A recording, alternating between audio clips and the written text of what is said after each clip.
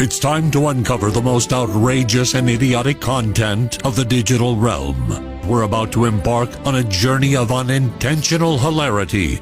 Online handles have been changed to protect the stupid. It's X-Stupidity on Rock 107. Taking it too seriously, 95 says, the 12 days of Christmas is garbage. Who wants maids a-milking?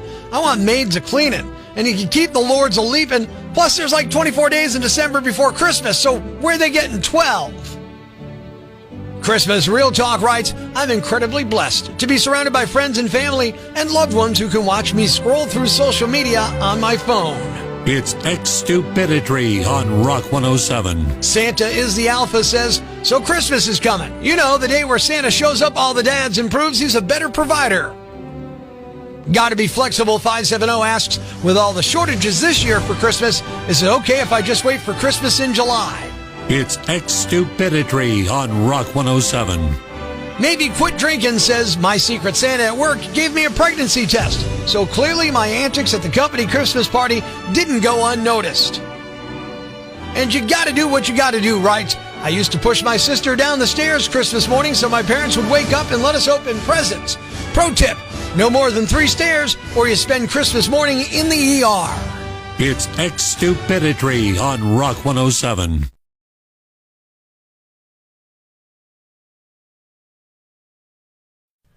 It's about time for that annual debate. Good morning. I'm Rock 107's Prospector. Is Die Hard a Christmas movie? In a new poll, only 26% say it is, while 50% say no, and 23% say they're not sure. So for once, I'm in the majority, because I've been saying this for years. In fact, it's been a bone of contention between me and our afternoon guy, Mark Hoover. In case you've forgotten, Bruce Willis also says it's not a Christmas movie.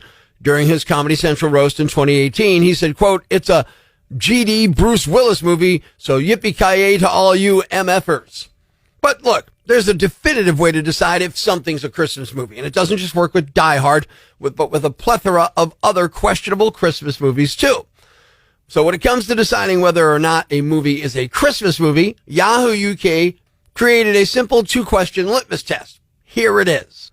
Number 1, does watching the movie at any other time of the year feel weird? If no, then it's not a Christmas movie. Number 2, if you take Christmas out of the movie, does it still make sense? If yes, then it's not a Christmas movie. So question number 2 definitely knocks Die Hard out. But besides Die Hard, there are some other movies that get booted by one of 2 or all of the questions in that 2-question test. Gremlins from 1984. Not a Christmas movie. Mean Girls from 2004. Not a Christmas movie. I mean, at that point, it's a Halloween movie, too. It's a summer movie, too. Come on. Batman Returns. Sorry, not a Christmas movie.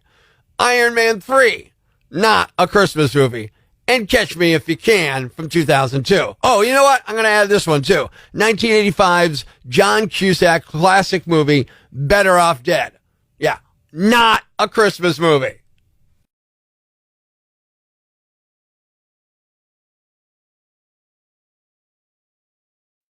Am I a jerk? My wife's company Christmas party, the holiday party where she works, is coming up. Now, I don't like these parties. I never did. I don't like my company's parties. I don't like her company's parties. I just don't like these type of parties. So I'm not exactly looking forward to going. Well, the other day, one of the sales guys here at Rock 107 said to me, hey, Prospector, I got a client. They'd like to have you for an event. When is it? Turns out it's the night of my wife's company holiday party. Now, they offered me a little more money than I usually get for something like this, but I could have refused. Instead, I took it. Then I told my wife I got booked for an event the night of your party and I can't make it. I had to take it because the client paid me extra. Does that make me a jerk? What do you think? Yeah, this is one of me warrior. No, you're not a jerk. I wouldn't want to go either. So you would have done that? Who wants to meet their friends? You would have done that. You would have said, oh, yeah, I got booked at work. I took the extra money. Yeah, take the money. Rock 107. Hey, Prospector. Hey. Hey, no, you're not a jerk. I mean, you have a chance to make more money, and you didn't want to go to that event anyhow. So, hey, make some money. Make some money. Karen, though, on Facebook.com/angryprospector says, yeah, you are a jerk. You made a unilateral decision, expecting the other person to accept it. Marriage involves 2 people. Hope you have a very comfortable couch or a warm doghouse. You may need it. Tom says, no, you got to provide for your family. You'd be a jerk if you turned it down. What do you think? Am I a jerk? Rock 107. No, you're not a jerk. Again, you've been there. You played the game already. You met everybody. Why should you go? You can make a buck on the side. Am I a jerk? That's the question. Ryan says, Steve Miller said it best. Take the money and run. You're not a jerk. Amy, she disagrees. Yeah, you're a jerk because you white lied to your wife and you didn't consult her before you made different plans. Dave says the only way out of jerkdom, buy her something nice with the extra money the client paid. Am I a jerk? If you did that for less money or for free, you'd be a but since you didn't, I'm saying you did the right thing. I'm a family man. But the question is, am I a jerk, not am I a Oh, well, same thing. Just I didn't mean to curse, but yeah, I was going to say, but one of them I could say on the radio, one of them I can't. That's all. Yeah. I didn't know I was on the radio. Sorry. Oh, no. You're on the radio, buddy. Oh, all right. Well, yeah, I mean, I would have done the same thing. I mean, money's money. Money's money. You got to take it. And Cherry says, no, not at all. More money near Christmas is always a good thing. And the question today of am I a jerk for booking something that I could have refused the night of my wife's company Christmas party that I didn't want to go to anyway? Northeast PA says, I'm not a jerk. 7. Performing CPR to the beat of Taylor Swift's You're Losing Me can save someone's life. Of course, once they come to and wake up to the Taylor Swift song, they're going to think they've died and gone to hell. A judge blocked Montana from banning TikTok, and that's a recap of the worst episode of Yellowstone ever. Oxford Dictionary's word of the year is Riz. Right now, my question is, why is the word of the year a brand of crackers? Prospector ruins everything, even the news. Tune in tomorrow for Prospector's Briefs on Rock 107. It's tough right now. There's plenty of bad news, but it's not all bad. It's time for the brighter side of Prospector on Rock 107. Government workers in New Hampshire showed up to a lake to remove an old dock last Thursday, and they ended up saving a guy's life instead. The guy didn't have a life jacket on when his jet ski sunk, and he was drowning in the, let's be honest, really cold water. They grabbed a kayak and a canoe and got to him just in time. One of them wanted to remind people it's probably too late in the year to be out there jet skiing. Thanks. We needed that. The brighter side of Prospector on Rock 107. Forget about Sugar and Spice. These films are all about mischief and mayhem. Good morning. I'm Rock 107's Prospector. I'm not talking about the kind of movies you're going to find on a tube site or some clips that are truly X-rated. These are a little tamer than that. And I know that Christmas is a time for family and togetherness and holiday cheer, but sometimes you need a little naughty to balance out all the nice. Here's a list of naughty holiday movies that you shouldn't watch with the kids. Number 1. A Bad Moms Christmas. Now, it's not the best of the Bad Moms movies, but it's okay and definitely not kid-friendly for Christmas. Number 2, Anna and the Apocalypse, which is a zombie Christmas musical comedy, and it's pretty good. Bad Santa and Bad Santa 2. Probably don't want to watch that with the little kids running around. Better Watch Out from 2016. Black Christmas from 1974, plus the remakes that they made in the 2000s and the reimagining. Krampus, The Ref, and Violent Night. How about Dial Code Santa Claus? Now, this is a French movie about a kid defending his home against a psycho Santa. Kind of like Home Alone meets Rambo, but it came out before Home Alone, and definitely less kid-friendly.